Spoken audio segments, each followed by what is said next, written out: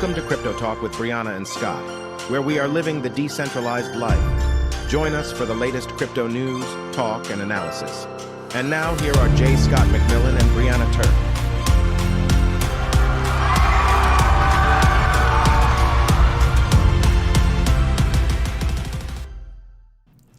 Hello and welcome, episode 26 again. Wow, that's a great number, that episode 26. I just love it that, maybe we're getting younger that way. This is Crypto Talk with Brianna and Scott, and I'm Scott. Hi, Brianna. How you doing? Hey, Scott. I'm great. Yes, episode 26. And yeah, it's funny. You said we should be dancing in the beginning, and I was just thinking about that because Scott, you're a good dancer. I can tell over there. I don't know if you want to see me dance. I can power pose like all day long. I'll be in like a power stance, but I don't know. I'll say this. I am closer to dancing than I was a year ago. So okay, there we go. Power that pose. tells Maybe you something. We just have to take 4 or 5 of those poses and put them together. Power pose 1, 2, 3, 4, 5. Start again. I bet you're a good dancer. But we all have. I haven't danced for a while actually, but we'll see.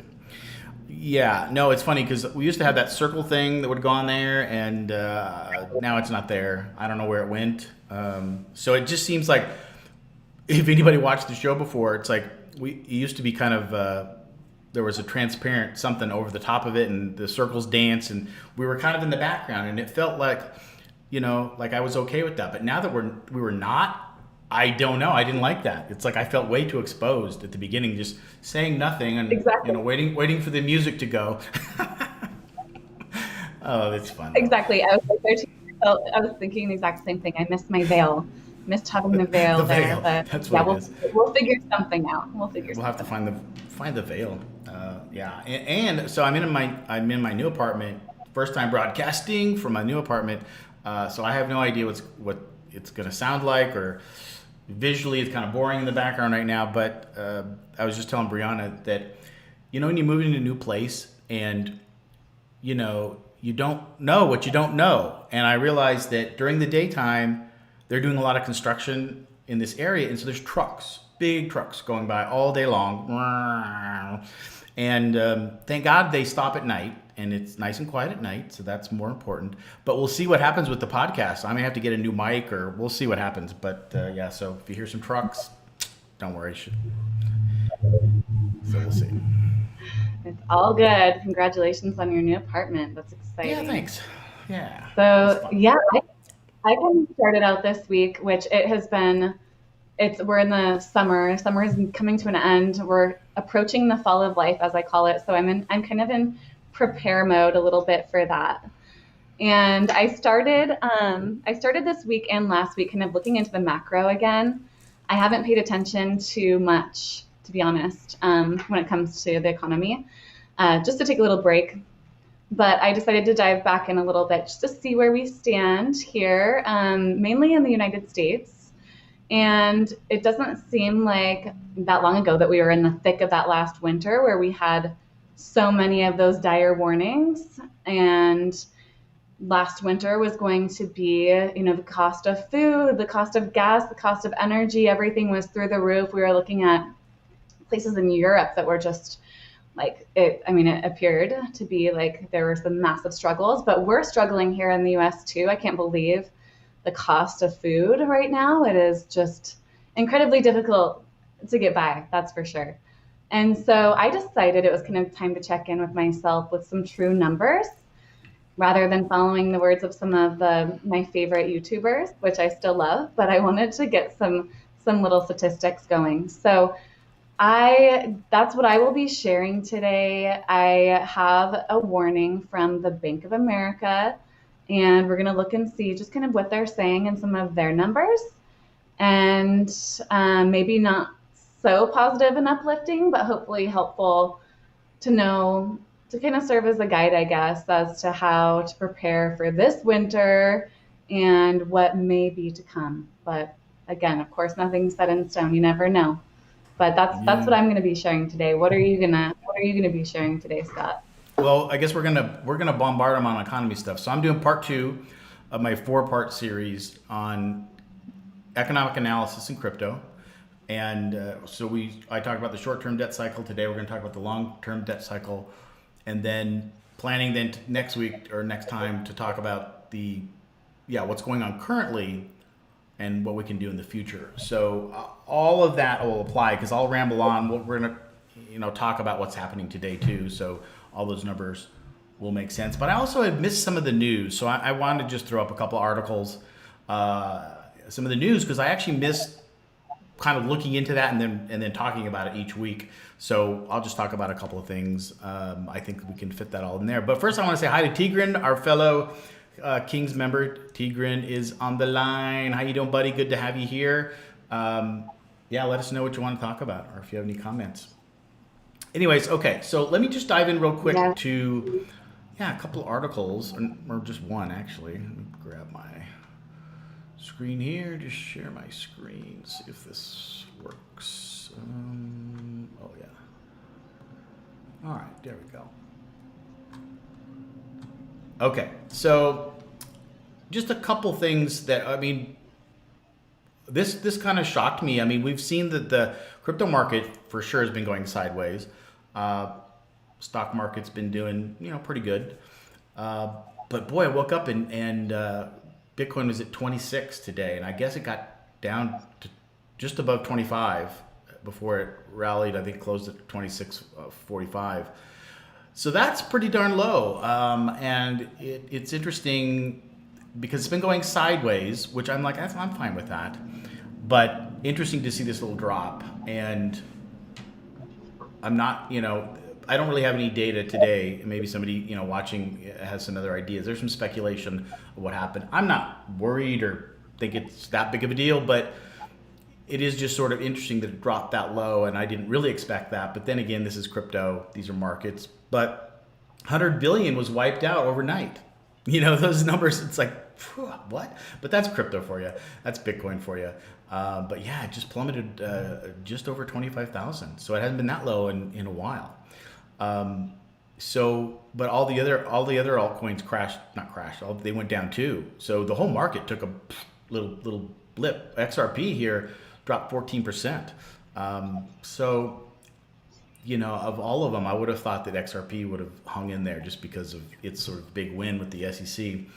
What else we got? So anyways, just I just wanted to kind of touch that the reality of this is that I think what's interesting about it is that I feel like there's just a lot of hype and a lot of talk, and I put videos out, a couple weeks ago. It's like, hey, the bull market's coming, let's get ready, and it is. But I think now it's pretty clear that it's going to probably not be until next year, which it's not that far away now. We just get to the fall and the winter, and we'll be there. So So what else was going on today? There was some speculation about. This is Elon basically put out that SpaceX actually had to write down its value of Bitcoin. That may have caused it. But the funny thing is that they didn't sell it. They might have sold some, but really they just wrote it down. And it's funny. It's like this article is like, but they just wrote it down. They didn't sell or anything. But the market is so fickle that anytime Elon does anything, it seems like the market goes crazy, which I think is kind of silly, but it's the world we live in.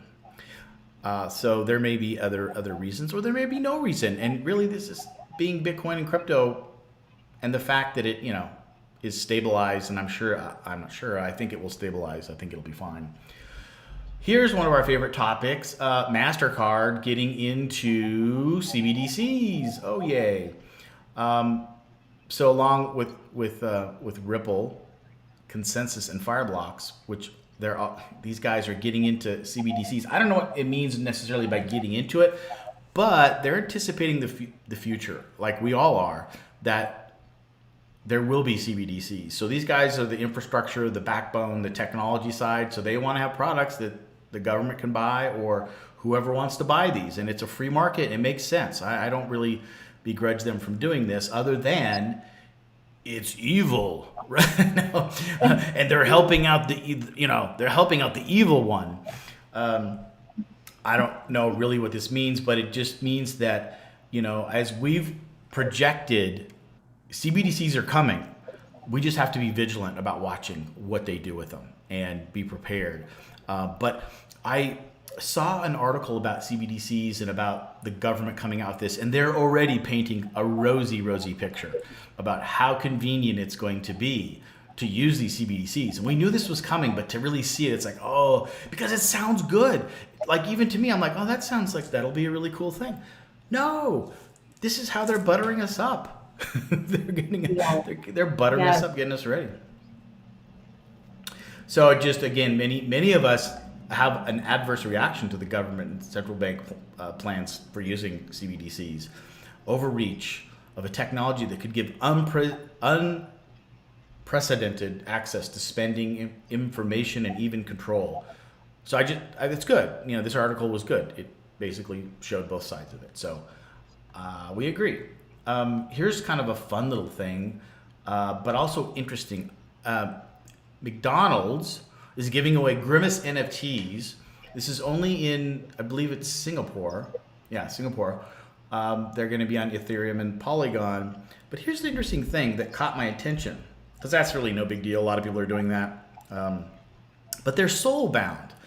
So you can't trade them.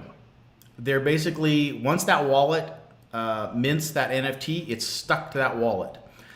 And I have not really studied soul-bound tokens that much before. I know some of our friends, Petya, I think you know a lot about this, and I'm not sure you're in favor of this.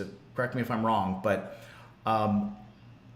so I need to do a little more research into that, and maybe Brianna, you know really these soul-bound tokens, but this seems very simple to me. The way this article sort of described it, just basically said soul-bound in this case means that it's tied to the wallet. You can't trade it, which I think is great in this case. McDonald's doesn't want these.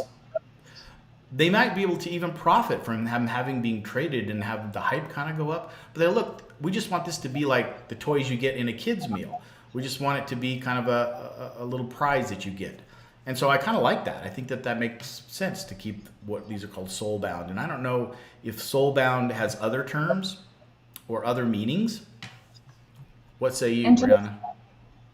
The first time I heard the term soul-bound was from Vitalik Buterin.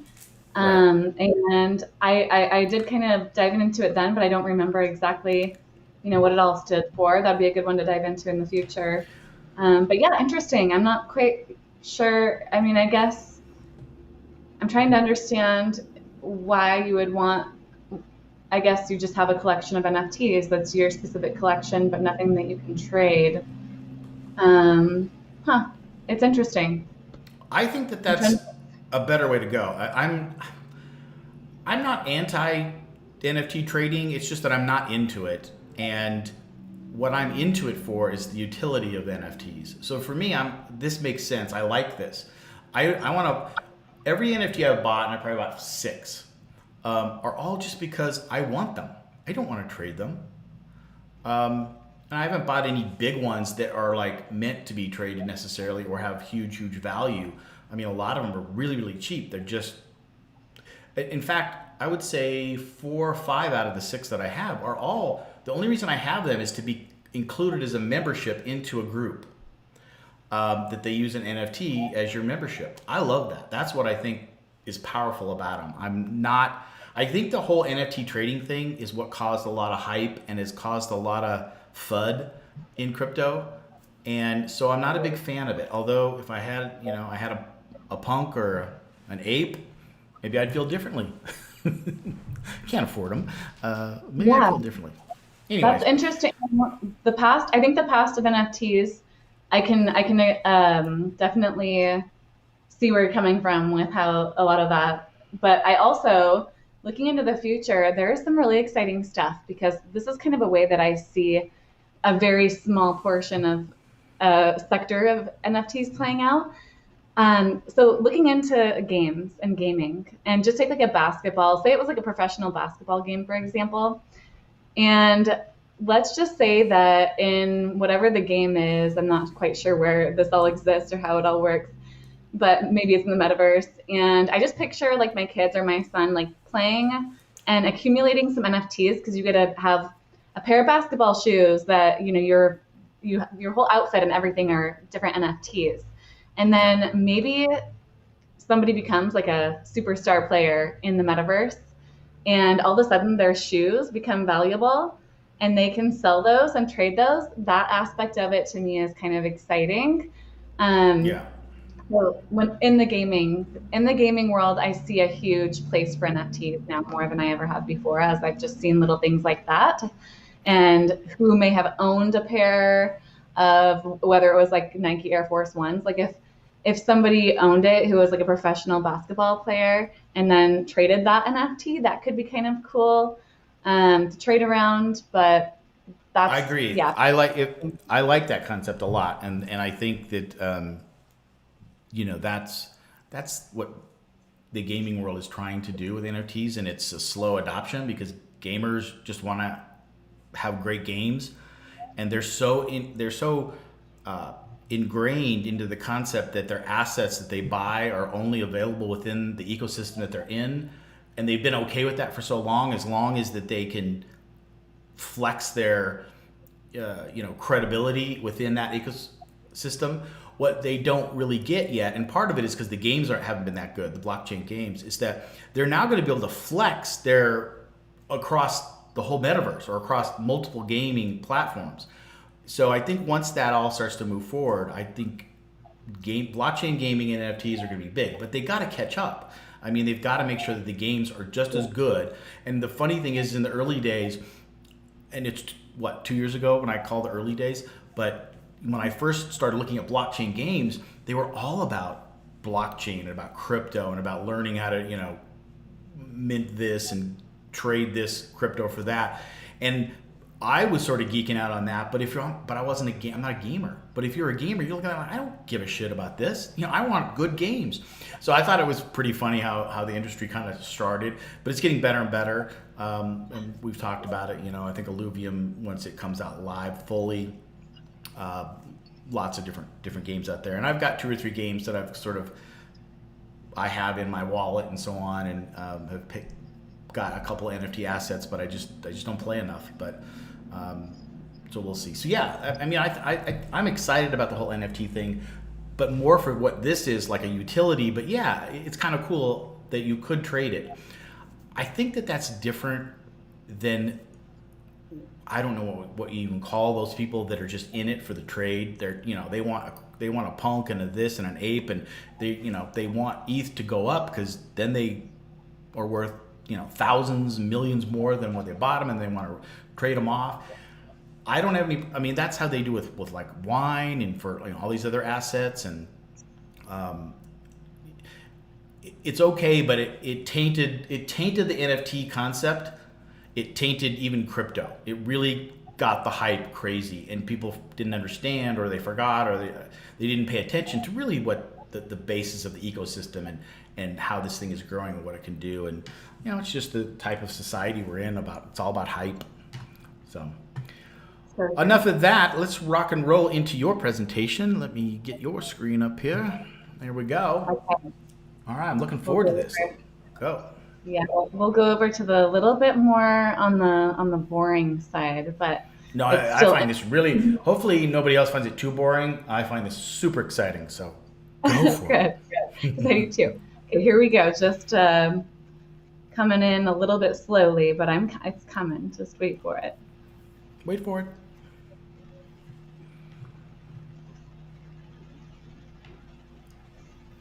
Yeah, once it loads, once it gets all buffered up, I think it'll be good. There we go.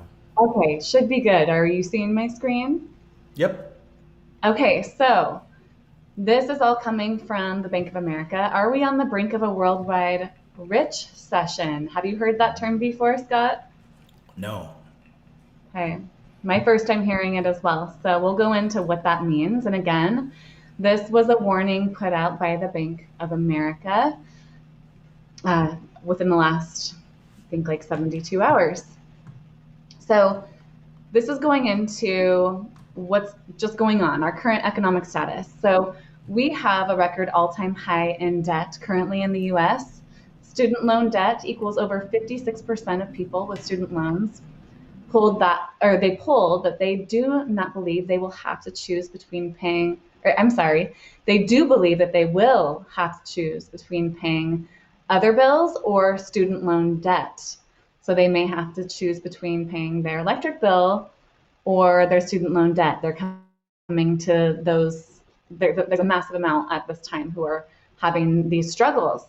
Credit card debt is also at an all-time high, over 1 trillion. People are underemployed right now currently and can't pay for the cost of living. Not only that, mortgage debt is at an all-time record high. So if the middle class, this is the warning from Bank of America. If the middle class gets squeezed, it destroys the wealth in our country and we move into a depression. And so this is known. We've kind of known that the middle class has been getting squeezed for quite a while now, but this is a little bit different this time. So interest rates will likely move to 8% in the near future for housing. They're currently at 7.6%. Panic buyers are getting into longer term mortgages. They are now 40-year mortgages. And it takes an annual income of $117,000 for a married couple to afford basic cost of living and median home price.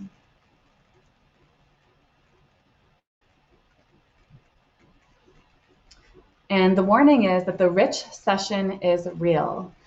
Unemployment is rising.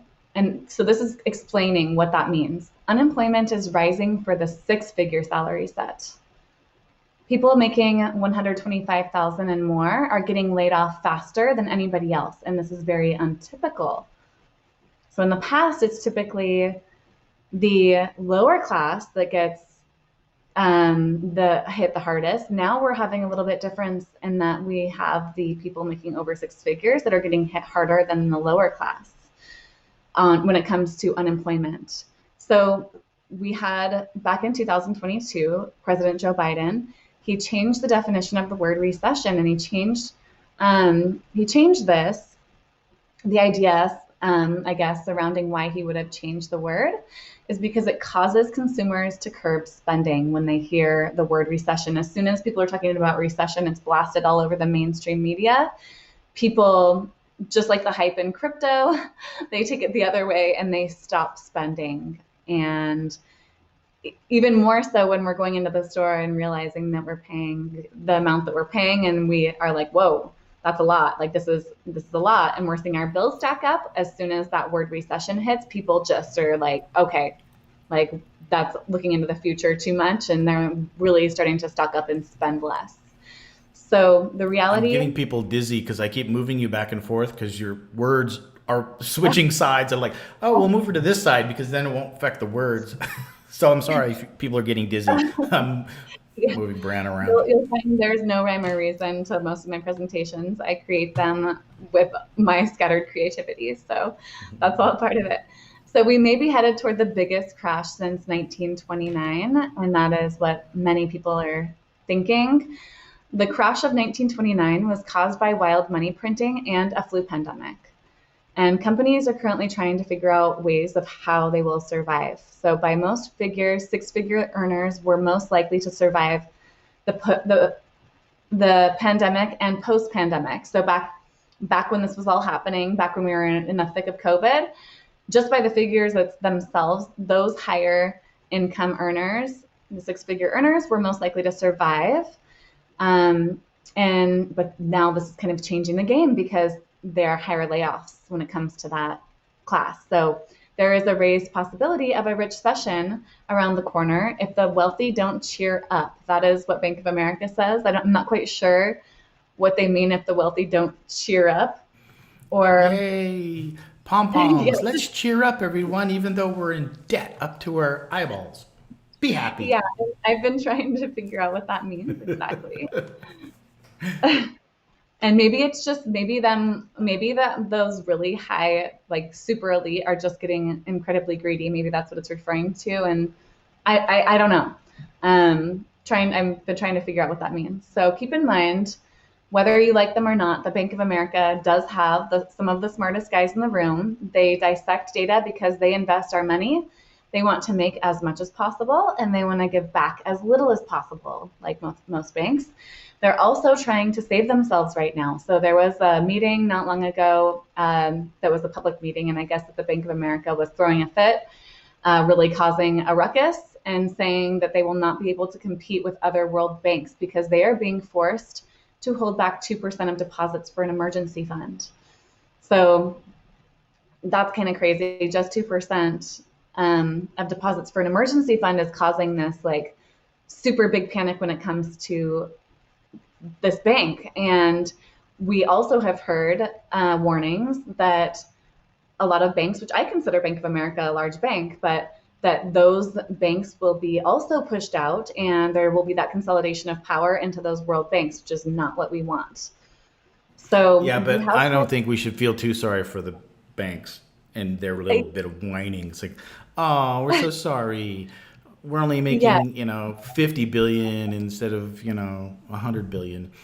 But I mean, their point is about all of this accumulated together and what all of this happens in high interest rates and the Fed's policy, all this stuff together does cause issues. Yes, that's really an interesting point too that you pointed out there because yeah, of course, we don't even, especially us and the people here who we are in decentralized finance and the premise surrounding that, it's about being bankless, but we also kind of like right in this moment of time, it's like, oh, we don't want to be under that one world bank. So then again, it's kind of a catch-22. We do want these little banks to be kind of around just to not have that consolidation of power to where we cannot spend, I guess, in crypto, have our money in crypto. But it's, I guess. And until the bank will let us, buy a loan, buy a house with Bitcoin, we're going to have to deal with banks for a while. Right. Yeah. So the households receiving unemployment benefits are up 75%, higher than the year before, more than double the rise in the lowest income bracket of houses making 50,000 or less. Okay. So yeah, that's the unemployment rate. What is a typical recession? A typical recession crushes the poor, but merely inconveniences the wealthy. So this is a rich recession would do the opposite, meaning luxury real estate and apparel drops. That's happening now. And popular restaurants and mid-range cars keep rolling off of the floor.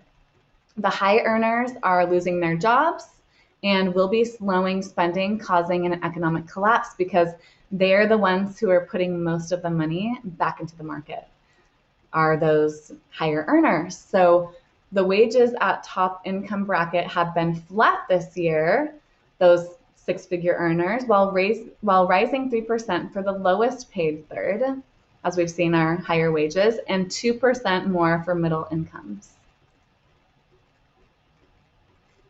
Yeah, before you go on there, I think what's interesting, this is sort of a side note, but because when you look into what the Fed's doing and they're, on the fence right now about whether they want to raise rates again to curb inflation, and a lot of their signals that they base this on are after the fact signals. They're not forward looking, so they've got to wait till the economy does something and then they look at the numbers and they're like, oh, okay, now what should we do?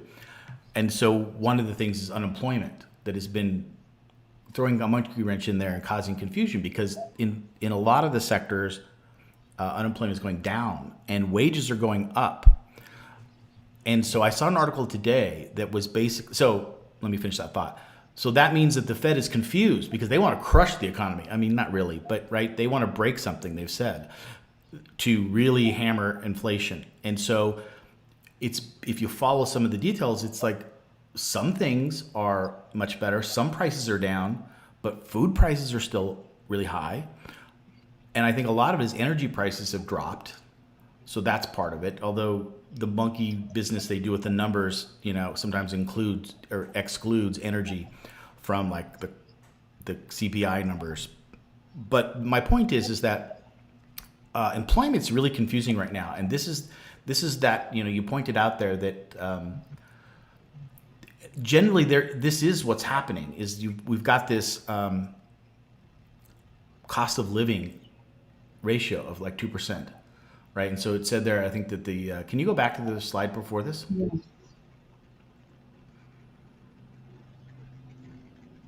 So 3% for the lowest paid and 2% for the middle, which is interesting because it's not uniform, because some people are earning a lot more. Because after the pandemic, I think what happened, and this is the article I saw today, was that people started working from home, people left businesses altogether, and so as businesses started to scramble out of the pandemic, they had to, in some cases, raise the pay for certain jobs, like a ton, 20% or more for certain jobs and certain parts of the economy. And overall, the thought is that wages went up. So it's part of the reason also that the economy isn't like crashing, and that this recession that we keep hearing about hasn't really hit yet, because in some cases people got more money coming back to work. And so they're able to kind of keep their spending going. And so like you're pointing out, what it's saying here is that, this is saying that the middle class, they're not getting as much money as they used to. Like they got an average of 2%, where maybe in the past they would have got 4 or 5. And the lower class, maybe they get nothing. But now it's kind of reversed. But they're getting 3%. Right. I'm not sure why that is, other than I can tell you here in Montana, they can't find enough workers to work these lower paying jobs. So they've got to raise rates, to get anyone to work. Not anyone, but, in a lot of cases. I don't know if that's the case everywhere, but I just find this interesting because unemployment is the one thing that's a little weird and shaky, and it isn't portraying the way it usually should. And so this pay raise and pay grade, what's really happening. And I think what we're seeing here is that it's just not uniform across the country, at all. Because everybody is taking a hit, or employment numbers are sort of taking a hit, but wages, are going up for everybody. And the last point on this is that sort of a tangible point is that this is what they want, 2%. The Fed wants 2% every year to target their inflation, right? Which means, and this is I'm a big this is a big pet peeve of mine, is that 2% means that every year, everybody in America, or everybody everywhere, better be getting a 2% raise. And if you aren't, then you're losing money. Every year, the Fed is literally taxing you. It's like a tax. And if you're in a lower income job that pays minimum wage, are you getting 2% a year? I actually don't even know. All I know is I didn't have a super, super high paying job, but I work as an executive with a Fortune 500 company. And in the early, 20 years ago, I was getting, 7, 8, 9, 10% raises all the time. In the last 10 years, I'd be lucky to get 2%, 2-3% or whatever. And I was barely keeping up with inflation, but I was, because back then it was 2%. What's happening now that inflation was 8%, even now at 4 or 5 or whatever it is? These 2 and 3% raises, they don't even make up for inflation. So every year you're losing money. Mm-hmm. And this is why I'm saying, if you aren't saving some money in something that's earning over inflation, you lose money. So when inflation, a month ago or a year ago, inflation was 8%, where are you going to earn 8%? Well, crypto was really the only place you could. And I've been earning 10, 15, 20, 30% on my savings because I'm in DeFi. Now, I'm not saying it's for everybody, but to me, it was just like so loud and clear. Why would I go to a bank and earn, even in the good days, 4 or 5%? Now, 1.5%. Right. And if I'm not saving at all, then I'm really losing, money. So this is all about the economy, how the minutia works, and how all these things fit together, and how most of us don't think about how all these little things add up to, like, where should I invest? And for me, all of this study of the economy is to help me understand better where to invest my money, and then also to help other people think of that too. So it's interesting because your presentation is really cool about what's happening right now. When I get to my presentation, it's going to be about what has happened in history and kind of answer why these things are happening. So it's going to dovetail really nicely together. And we didn't even plan this. So cool. Perfect. All right, sorry to interrupt. Go ahead. No, that was good. Okay. Okay, so yeah, I haven't read this one yet. So Americans earning 125,000 a year are laid off at 3 times of a rate of those with low or moderate incomes. So Meta, Amazon, Alphabet, and other Silicon Valley companies, they laid off 227,000 people since the beginning of this year. And construction and restaurants are still hiring. On the other side of that, or same side of that, Goldman Sachs, Morgan Stanley, Citigroup let go of thousands of employees. And in 2022, the richest 500 people on the planet lost a collective $1.4 trillion.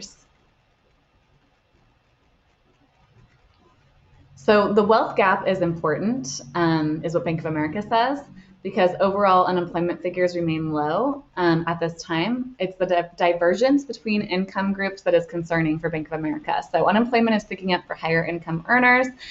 They blame the Fed interest rate hikes for disproportionately hitting higher paying tech and finance sectors.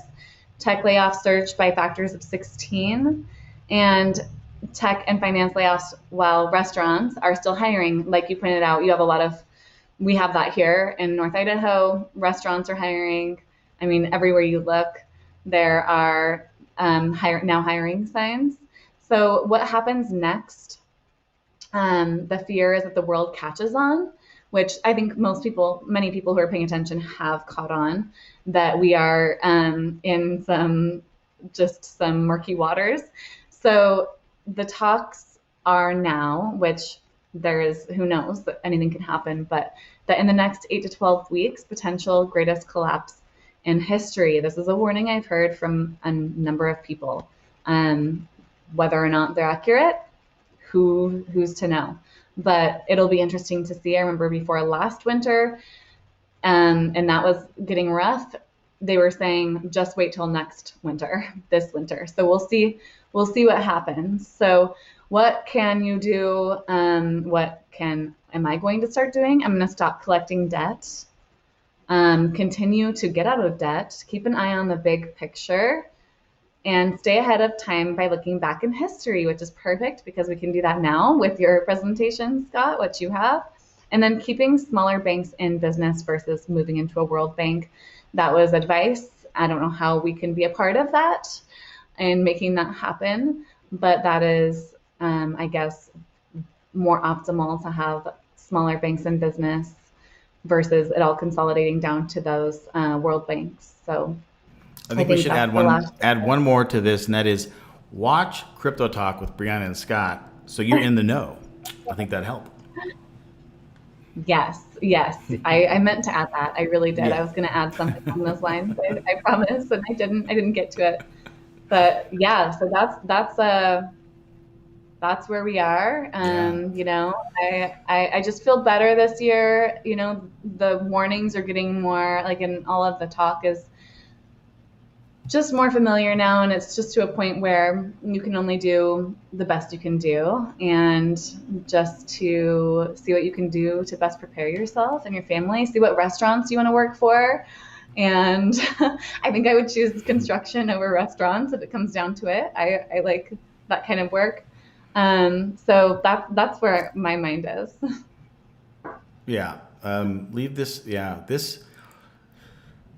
The warning thing is interesting. I hear this too. And when you start paying attention to any sort of investing and financial news, you start getting a mix of good educational information. At least I collect newsletters now on the whole finance and crypto, but I also get I call them conspiracy theory, but it's really just fear mongering, where they're like, oh, it's gonna collapse. You better pay attention to this. The economy is gonna collapse. The world economy is gonna collapse. Of course, they don't say that, because whatever. But if you watch, they use these sort of provocative, like, you need to watch this video right now, right? This will, prepare you. then they get in there like, and the first part of the whole thing is about the doom, the gloom. It's the worst things are going to happen. The dollar's going to crash. The economy's crashing. But if you buy my newsletter and buy my financial advice, I will save you from all that, because I'm going to tell you what you can invest in now so that when it crashes, you're going to be fine.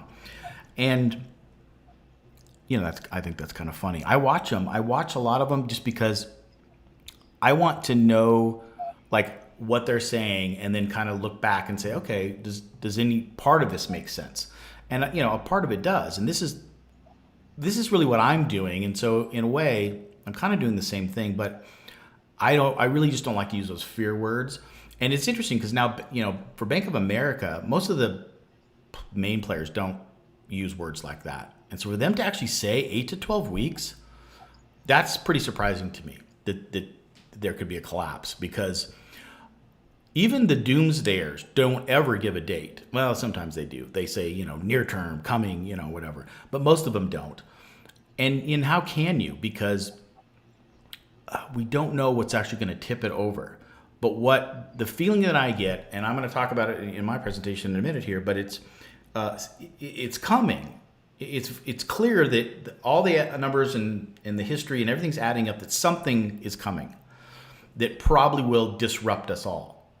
But nobody that I can find good evidence, and there's definitely no collective agreement on when that's going to happen. So I just say, probably not in a year, probably not in 2 years, maybe in 2 years though, but 5 years, 10 years, probably. So that's just me. That's my personal thing. But from all the data I gather,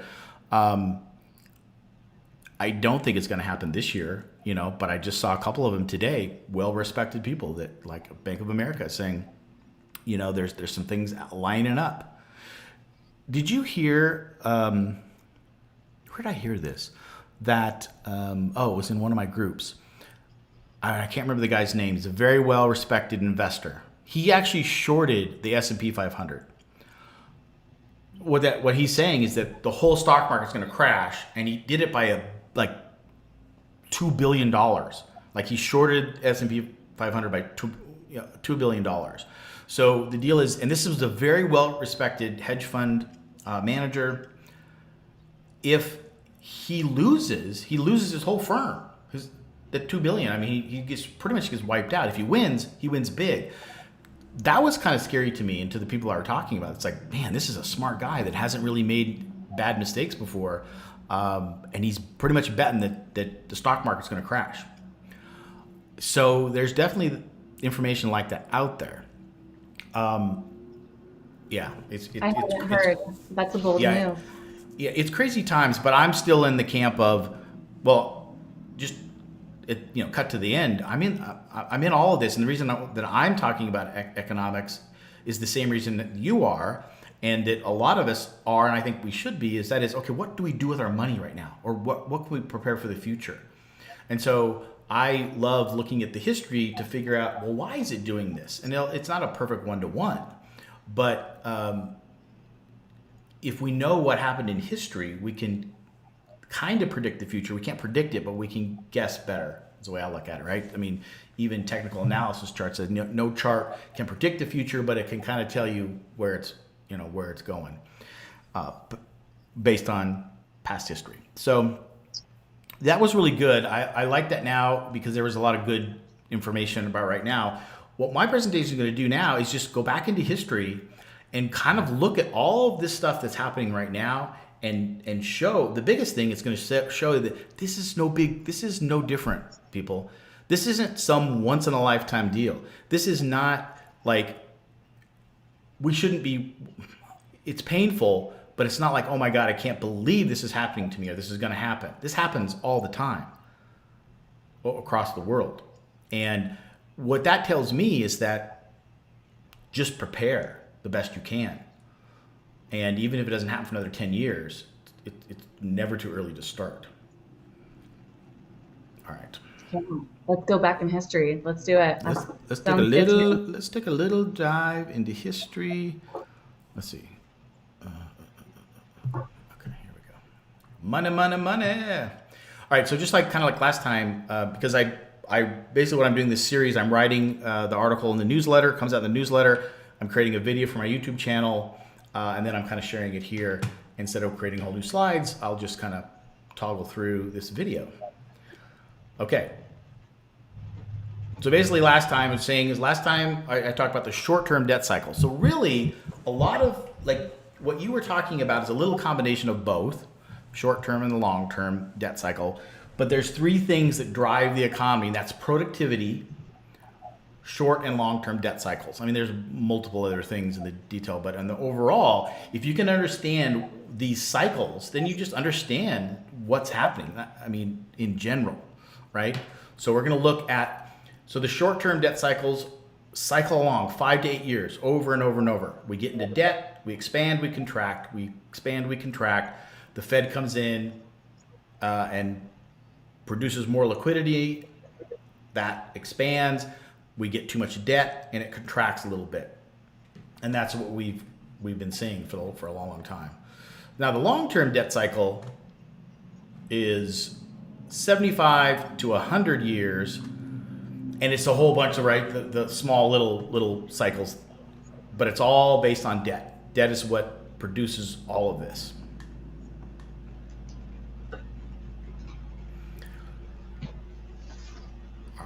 So by examining these cycles, we can better comprehend what is the economic position, and we can start to strategize for our financial stability moving forward.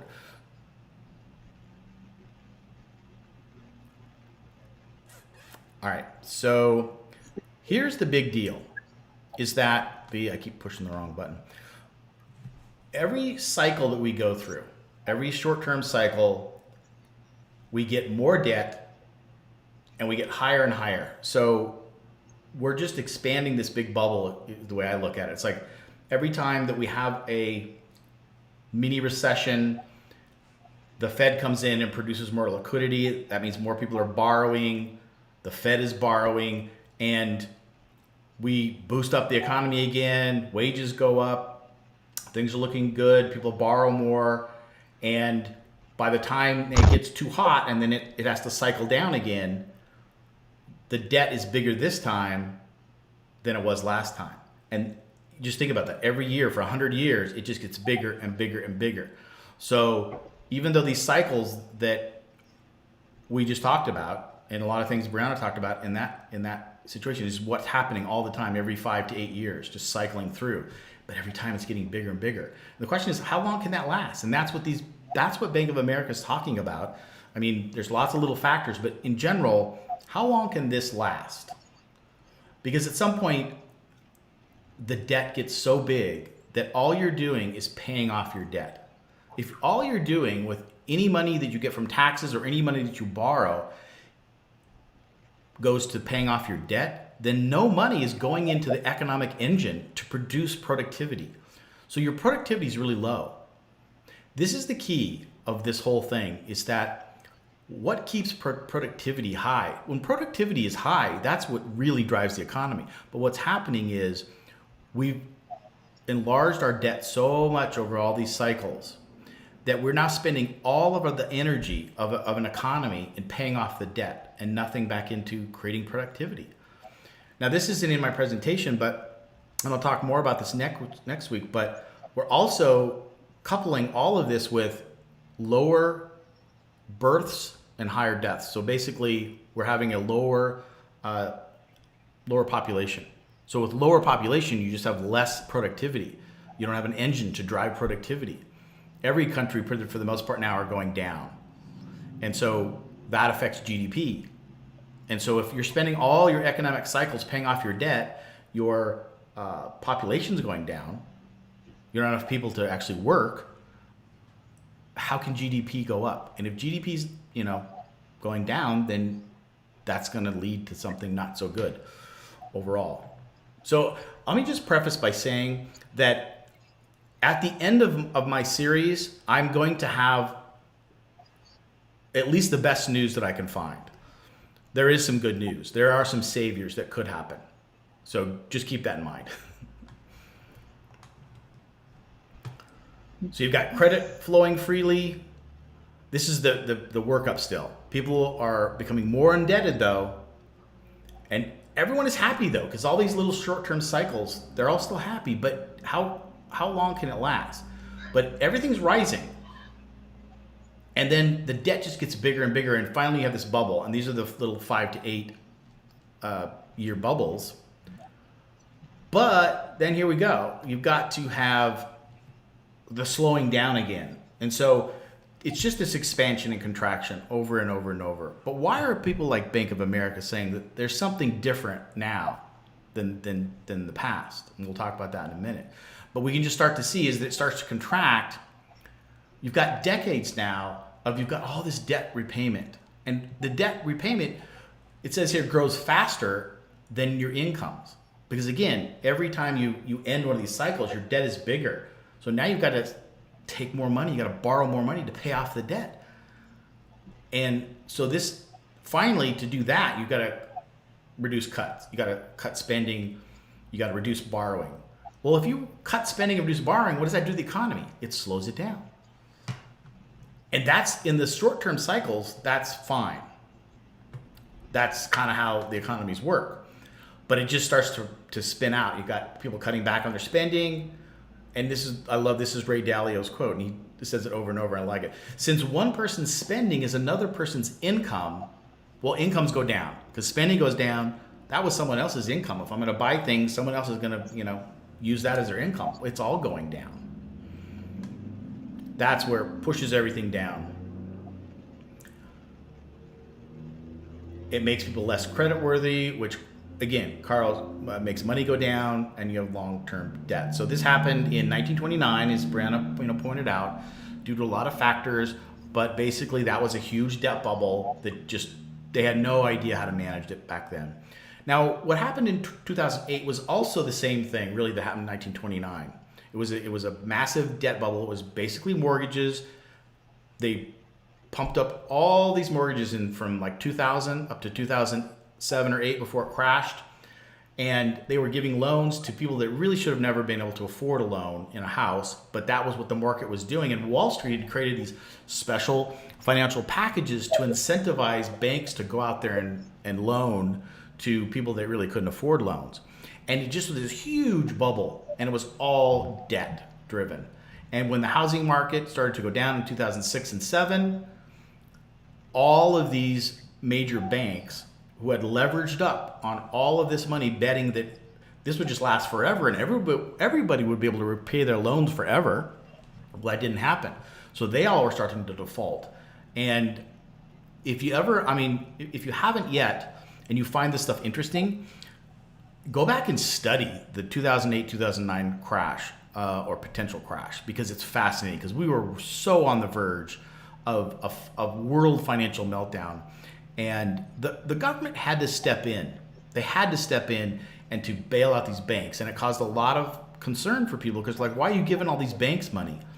Well, they had to. Otherwise, if they started crashing, it would have spread across the world. We would have had worse than 1929 crash and depression. But the problem was, and just rambling on here, the problem was that after they did get the economy back in line, the problem that we're seeing now with interest rates rising was caused by the Fed and the government keeping interest rates artificially low after 2008.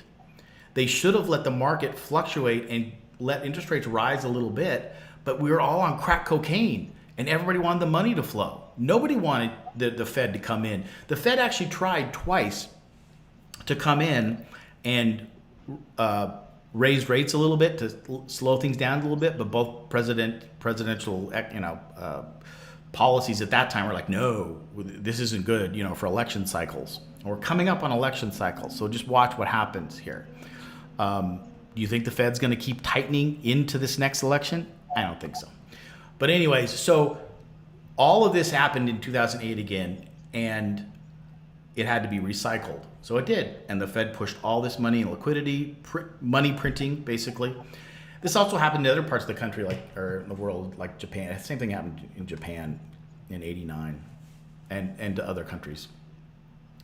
But the cycle is going to reach its peak. And here's the word deleveraging. Deleveraging is a really, really nasty word. When you start to hear the word deleveraging, it means the beginning of a depression type feeling. I'm surprised that Bank of America actually used the word depression. It's not a word that a lot of financial people ever like to utter. It's almost like the one not to be mentioned. But deleveraging is basically just means you've got to go through all the painful stuff that in the short-term debt cycles, the Fed comes in and always rescues a lot of pain. There's some pain, but a lot of pain, they don't let it get that far. But in a deleveraging situation, after this long-term cycle after cycle after cycle, you just can't help it anymore. And so you've got to actually do really painful things. And so that starts to happen. And when that happens, everything has to drop. Asset prices drop. You come into definitely a recession, and you've got, and I'll just tick them off, less spending, less income, less wealth, less credit, less borrowing, boom, a recession. But here's the difference between the long-term debt and the short-term debt cycles. In the short-term debt cycles, the Fed comes in, they lower interest rates, they print some money, they inject liquidity into the system, and it eventually all comes back up within a year or two at the most. The problem when you've got the long-term debt cycle, which I don't know, no one's really talking about this, but I think we're in that at the end of it. We're at the end of our long-term debt cycle. We're in the middle of it, let's put it that way. The Fed, we're in the middle. The Fed they just raised interest rates to slow things down because interest rates got so high, right? Or inflation got so high. But here's the problem. Eventually, it's going to get to the point where they can't lower interest rates any lower. They were at zero for so long, and they've already pushed so much liquidity into the system that the system is just sloshing around with all of this money, but it's not being used. It's not stimulating the economy. It's being inefficiently used, and that's because it's so big. The debt is so big. This is the difference. This is where depression can come in.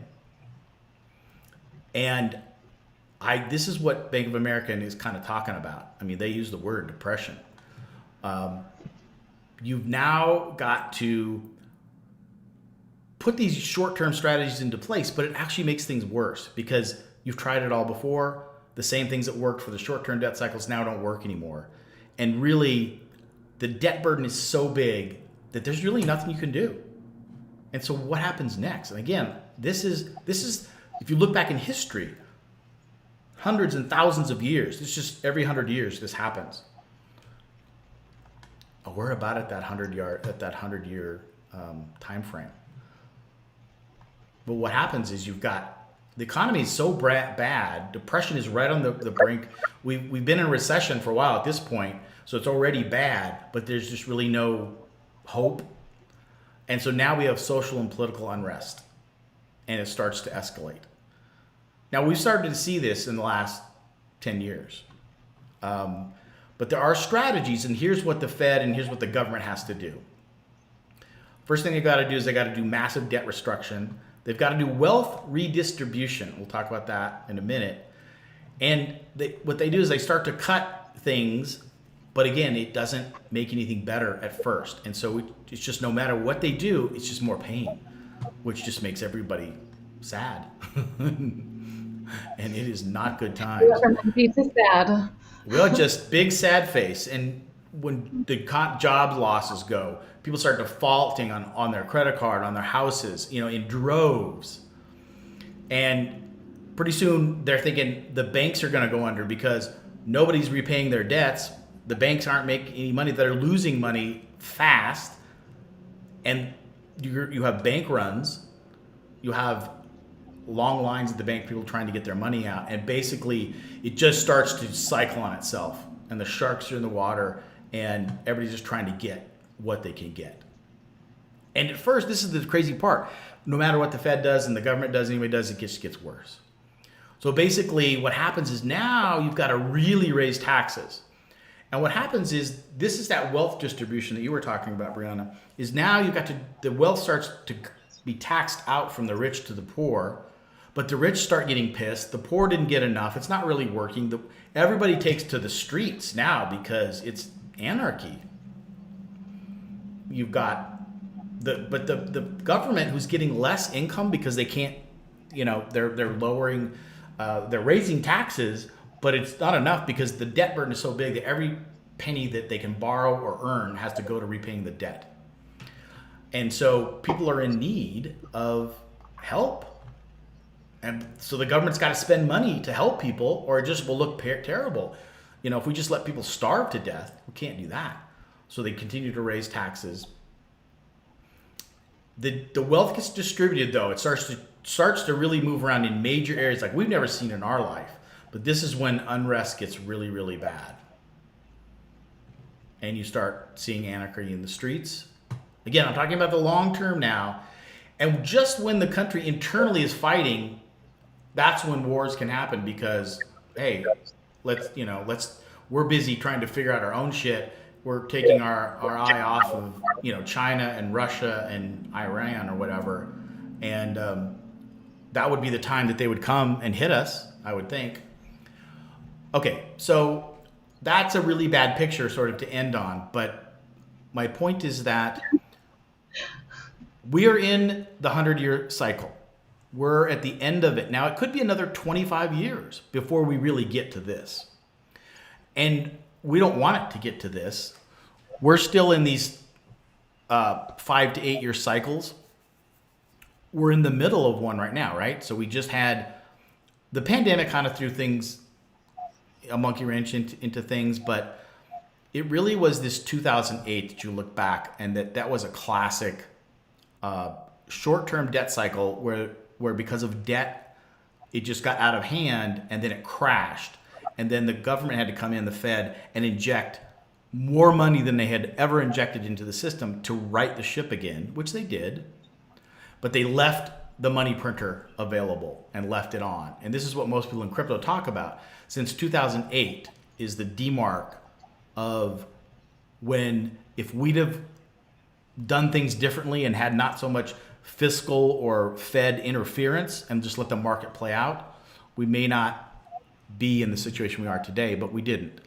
And the funny thing is that this happens all the time. Now, the details every 100 years are maybe a little different, but about every 100 years, this shit happens. And I'll talk more about, okay, where are we now, next time? And then what can we do in the future? But not to leave everybody, hanging on this sort of negative viewpoint. As I mentioned about productivity has been very, very stagnant since 2008. All we've been doing is boosting the economy with debt and with money printing. That's why things are going. Why when interest rates got so high, which normally isn't a good thing, and then the Fed came in and raised interest rates so high that it actually failed some banks because they couldn't deal with the interest rates being raised so fast. Why in the world is the stock market as high as it's ever been, or close to it, and looking like it might reach all-time highs? That doesn't make any sense. Well, it's because all of this debt is just floating in there, and people are not willing to even really look at the economy. And when the stock market looks good, people think they are good, especially the rich people. Because when I say rich, the higher end people, they're investing in stock markets. The lower economy's not. But when the higher income people are investing in stocks and stock markets going good, things look good. Hey, we're all happy. But underneath, the ship is sinking. So that's where we are right now. So it's not making sense. We're not in an area that makes sense right now. So usually when that happens, the economy knows what it's doing. I mean, the financial markets knows what they're doing. The economy is going to cycle the way the economy is going to cycle based on human conditions, the way humans act. So something's going to happen. Just like Brianna's presentation said, something's going to happen. But my thing is, I don't know if that's 1, 2, 5, 10, or 20 years. We don't really know. But here's the thing. AI and big tech can reverse this productivity cycle problem, which is really bad when you start looking at the age our population's going smaller. 20, 30, 40, 50 years ago, if the population was going down, you had no way to create productivity. But we do now with tech. tech's always come to the survival. It's always come to the rescue. And I think now more than ever, with AI, robotics, Internet of Things, quantum computing, that will make up for losing population and for wasting all the energy of taxes and borrowing that the government does on just paying off the debt. That is so economically not efficient. But tech probably will suck. That's my hope, and that's like the hope of the future. It could alleviate all of this, and maybe we won't go into the 100-year cycle, or maybe it'll morph, or maybe there'll be like a 100-year soft landing. I don't even know if that's a thing.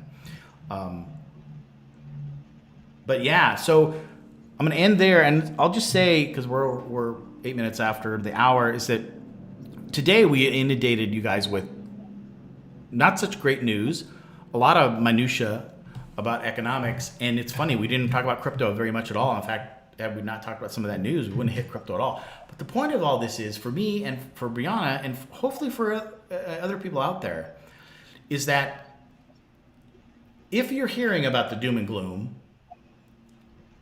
what are you going to do? Are you going to sit there and cower, or are you going to have a plan? And if you're going to create a plan, well, what are you going to create that plan on? You better not just pull it out of the air. You better have some reason. So when you go back into history and you look, well, what happened in the past?